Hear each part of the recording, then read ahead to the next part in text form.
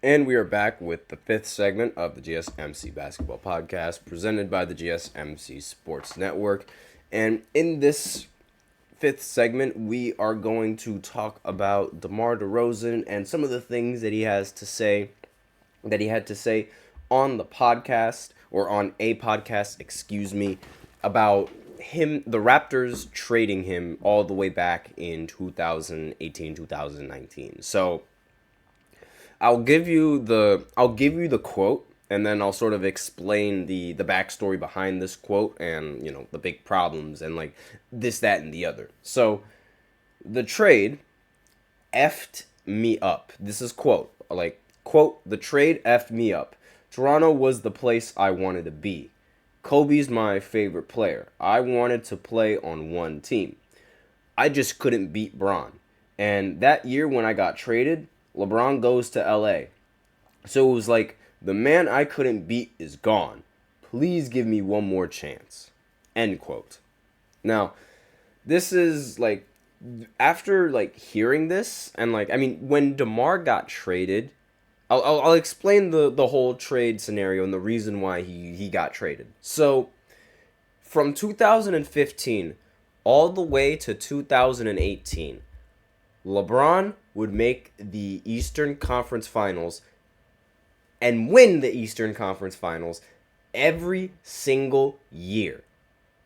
Every single year from 2015 to 2018, he would win every single year. And this is just on Cleveland, right?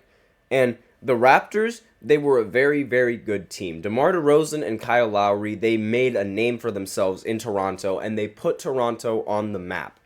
But every single time they went up against the Cavs, they would lose. LeBron wiped the floor with all of them. LeBron, like, if you think the Celtics are LeBron's doormat, then the Raptors were the door.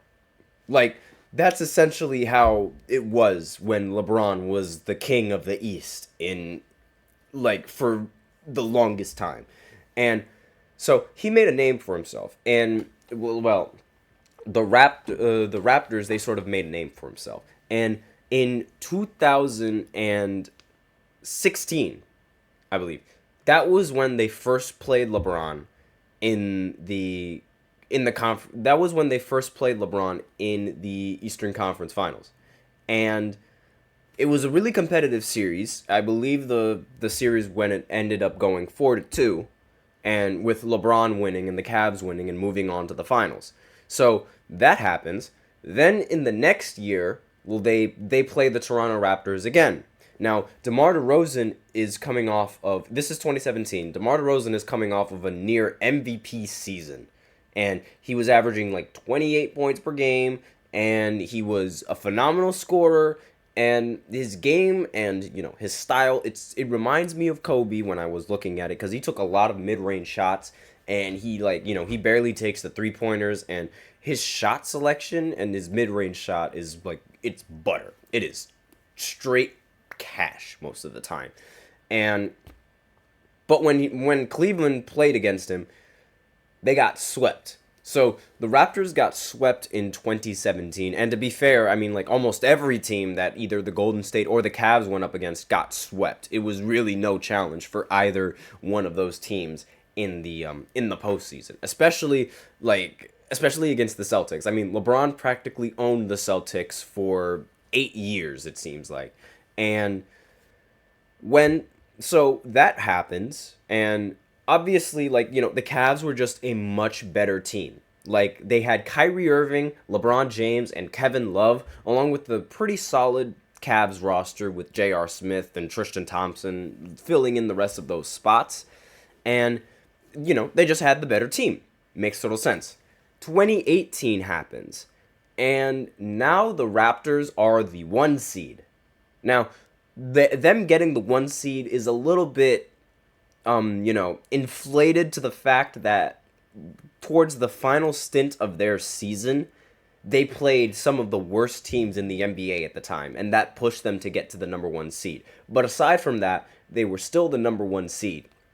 Cleveland had just come off of trading Kyrie Irving to the Boston Celtics and then trading away practically their entire roster, blowing it up, which was full of veterans like Isaiah Thomas, Derrick Rose, Dwayne Wade. I bet you guys completely forgot that D Wade was on the Cavs at one point. And again, blew up the entirety of the roster, literally almost mid-season, before the trade deadline, and had to deal with a whole new lineup with LeBron at center.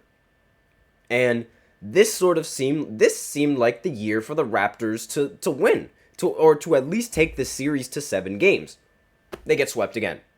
And thus begins the birth of LeBronto James. Another nickname for LeBron because of how badly he owned the Raptors. He had more points than DeMar and Kyle Lowry, and almost just as many assists as DeMar and Kyle Lowry combined in that series. Every single series that he would go up against them, he would own them. And every single time, DeMar would be a fraction of a player that he would be.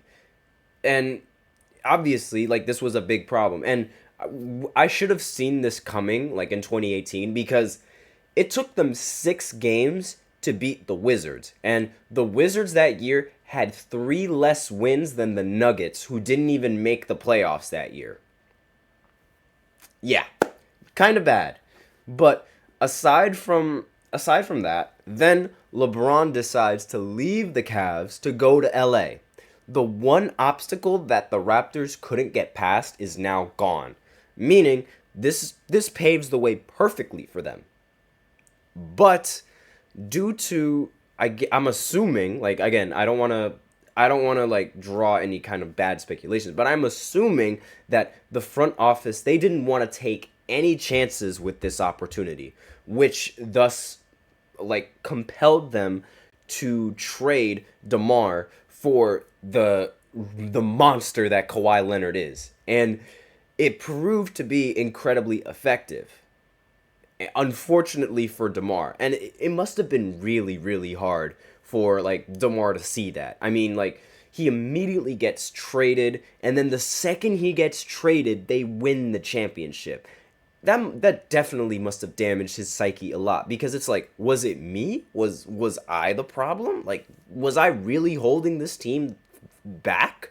But I feel like it's a combination of him, like, you know, holding the team back, and just Kawhi being on a completely different level in the postseason compared to everyone else. Like, that postseason run that he had was astonishing. In fact, it was so astonishing that it's the main reason why people think he's better than LeBron, which is, it boils my heart. It just boils my mind. I just cannot stand it. But aside from that, it was really tough story for DeMar, because it's like, again, I would have thought they would have at least given him one more chance. But then again, getting Kawhi, I wouldn't pass up on that opportunity whatsoever. And again, it went well. As unfortunate as it is, it went well. Now, as you guys can see, based on like my opinions, I agreed with the trade, like 100%. I'm not a DeMar DeRozan hater, like, whatsoever, but his play in, like, when the lights get brighter, it's not the same. And I'm sorry, but that cannot be a reliable first option. If you do not elevate yourself when it really matters, then you're not a viable first option. And I totally understand why the Raptors wanted to trade him, but I also understand, like, you know, the loyalty aspect of like what DeMar wanted.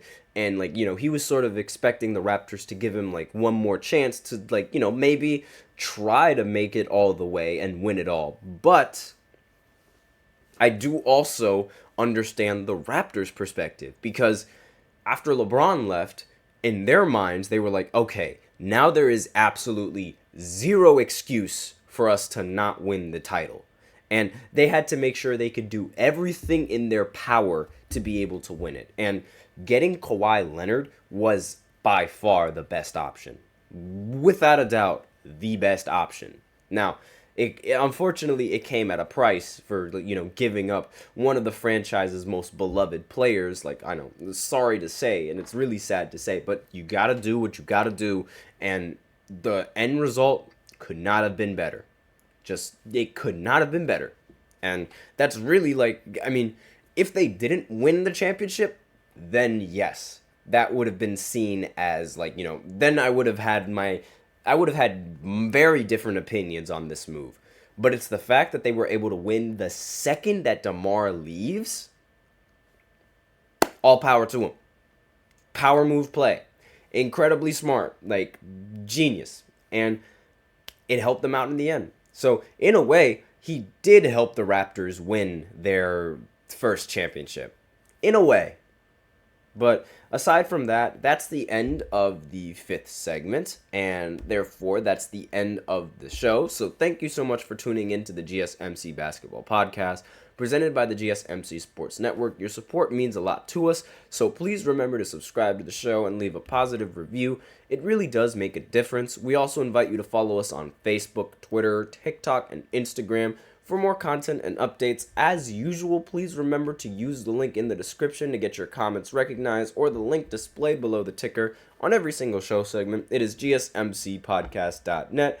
Really helps the show, makes the show much more interactive between myself and you guys. That's all I have for you today on this podcast. I am your host, Nelson, and as always, take care.